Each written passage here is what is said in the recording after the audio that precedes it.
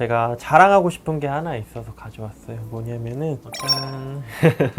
저희 치과에 온 어린이 친구가 이렇게 저한테 선물을 해줬어요. 여기 보면은 치료해주는 모습이 멋있어요 라고 해서 이렇게 코팅까지 해서 이렇게 하트 모양으로 이렇게 잘라서 저한테 선물을 해줬는데, 사실 이런 선물은 굉장히 뜻깊은 선물인 것 같아요. 그래서 너무 소중하게 간직하고 있고, 그래서 항상 원장실에 이렇게 두고 보면서 좀 힘을 내고 있습니다. 이제 오늘은 이제 임플란트 수가, 임플란트 비용에 대해서 말씀을 드리려고 합니다. 수가 전쟁이라는 게 좀 생겼더라고요. 말씀하신 대로 치과계 요새 큰 화두 중에 하나예요. 사실 2000년대 초반부터 해서 이제 임플란트가 도입되고 나서 이제 시간이 지나면서 점점 임플란트가 보편화되고 임플란트 수가가 좀 지속적으로 저렴해지고 있었죠.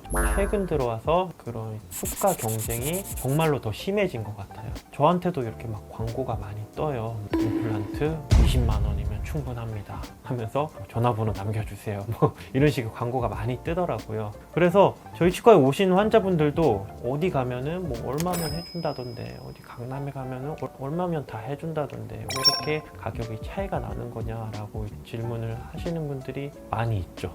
일단은 예전부터 그런 얘기를 많이 봤어요.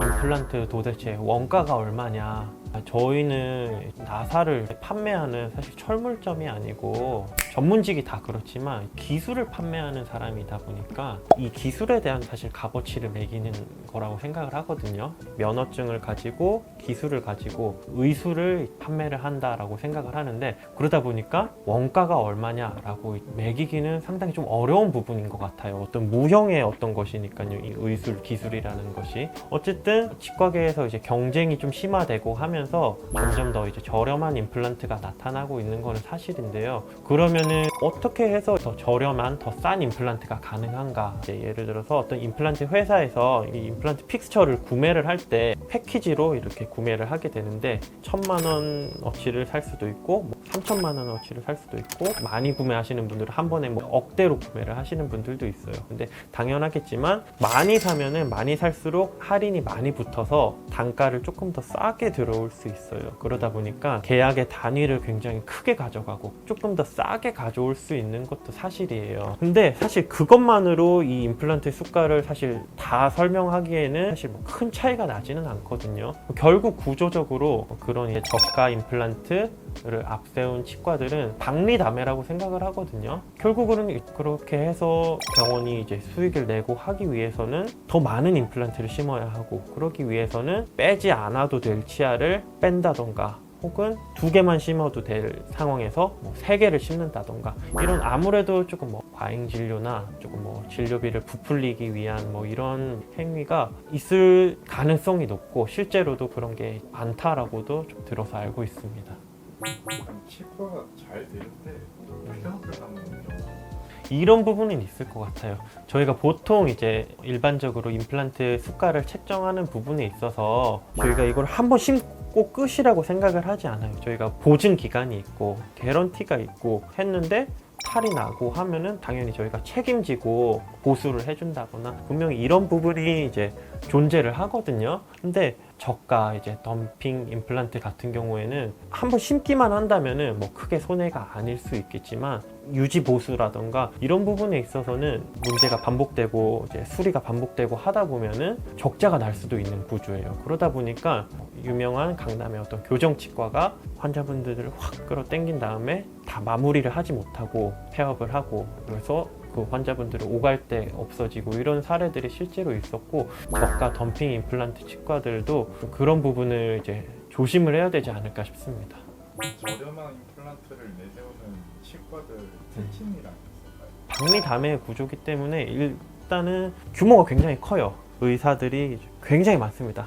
안 좋은 표현이지만 뭐 공장형 치과라는 이제 표현도 사용을 하는데, 공장에서 기계로 물건을 찍어내듯이 쉴 새 없이 이제 수술방이 이제 뭐 돌아간다라는 게 뭐 특징이라고 볼 수 있겠고요. 규모가 큰 치과 그리고 의사가 많이 있는 치과에 대해서 어떤 분들은 역시 병원이 크고 의사도 많고 이러니까 더 믿을 수 있고 더 좋은 것 같아라고 생각을 하시는 분들도 있지만 실제로 그렇지 않은 경우가 많아요. 저희 치과에 오시는 분들 중에 예전에 그런 이제 큰 공장형 치과를 다녔었는데 갈 때마다 의사가 바뀌고 갈 때마다 막 다른 사람이 봐주고 하니까 너무 그런 치료의 연속성이 없고 불편하더라. 그래서 저는 꼭 한 분의 원장님이 처음부터 이렇게 계속 봐주실 수 있는 그런 치과를 찾아왔어요 라고 하시는 분들도 있어요.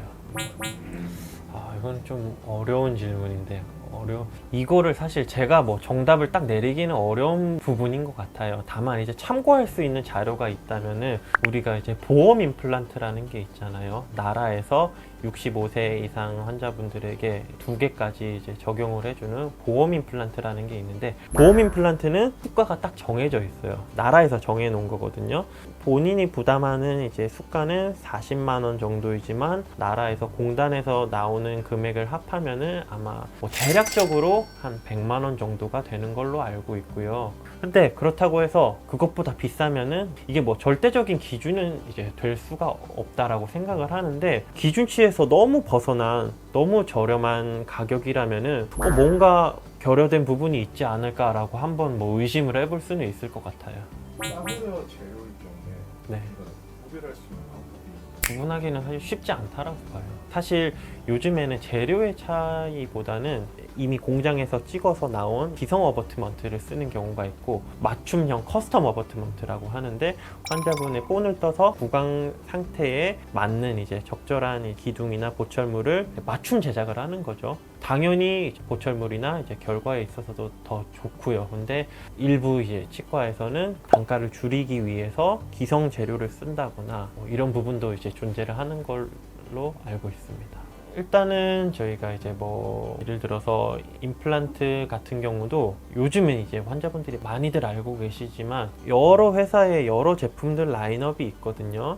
각자의 뭐 기술력이나 오래 쌓여진 뭐 임상 데이터라든지 이런 것들에 따라서 저 라인업이 여러 종류가 있어요. 저가 라인업도 있고 고가 라인업, 뭐 프리미엄 라인업도 있거든요. 그러니까 그냥 오스템 임플란트라고 해서 다 똑같은 게 아니라 오스템 임플란트 안에서도 이 임플란트 표면 처리 방법에 따라서 여러 가지 라인업이 나뉘거든요.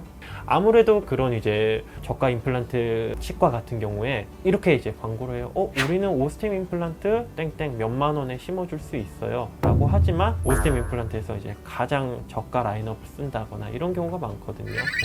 저도 진료하다 보면은 다른 치과에서 이제 수술을 받다가 이제 문제가 생겨서 치료를 제대로 이제 마무리하지 못하고 넘어오시게 되는 환자분들도 종종 이제 뵙게 되거든요. 정말로 이제 뭐 저렴한 것도 치과를 선택하는 데 있어서 당연히 중요한 요소가 될 수 있겠지만 입안에 내 몸에 이제 들어가게 되는 것만큼 문제는 없는 건지 이렇게 꼼꼼하게 확인을 해보시고 신중하게 치과를 결정하시는 게 좋을 것 같습니다. 도움이 되셨다면 구독과 좋아요 부탁드립니다. 감사합니다.